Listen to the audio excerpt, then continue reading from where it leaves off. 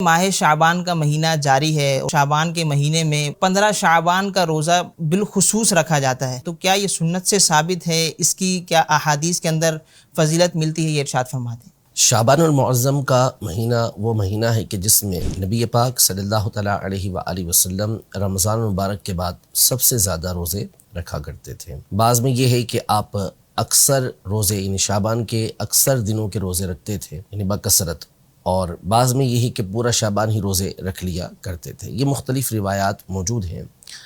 تو یوں شعبان المعظم کے مہینے کے اندر جو روزہ رکھنا ہے یہ تو احادیث صحیحہ سے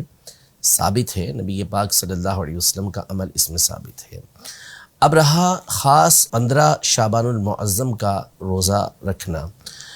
تو اس حوالے سے بھی ایک حدیث مبارکہ جو سنن ابن ماجہ کے اندر موجود ہے، اور اس میں باقاعدہ نبی پاک صلی اللہ تعالیٰ علیہ وآلہ وسلم نے 15 شعبان المعظم کے حوالے سے یہ ارشاد فرمایا کہ جب 15 شعبان کی رات آئے، جس کو ہم شب براءت کہتے ہیں، تو اس رات کے بارے میں فرمایا کہ قوموا لیلہا، اس کی رات کو قیام کرو، یعنی رات عبادت کرو، اور صوموا نہارہا، اور اس کے دن میں روزہ رکھو۔ تو خاص اس دن کے حوالے سے نبی پاک صلی اللہ علیہ وسلم نے روزہ رکھنے کا حکم ارشاد فرمایا۔ اگرچہ کہ سند کے اعتبار سے اس حدیث پر کلام کیا گیا ہے، ایسے ضعیف کہا گیا ہے، لیکن جس طرح اصول محدثین کی روشنی میں اس حدیث کو ضعیف قرار دیا گیا ہے، یوں ہی محدثین کے اصول کی روشنی میں یہ بات بھی بالکل واضح ہے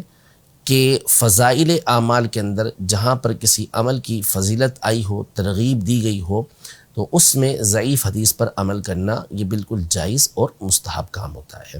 تو نبی پاک صلی اللہ تعالیٰ علیہ وآلہ وسلم کی اس حدیث مبارکہ کی روشنی میں خاص 15 شعبان کا روزہ رکھنے کا حکم بھی ہوا، اور اس رات قیام کرنے کا یعنی عبادت کرنے کا بھی حکم ہوا، اور ویسے بھی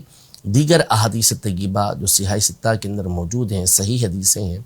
اس میں یہ مذکور ہے کہ نبی پاک صلی اللہ تعالیٰ علیہ وآلہ وسلم شعبان کے اکثر دنوں کے روزے رکھا کرتے تھے۔ اور جب آپ سے اس بارے میں پوچھا گیا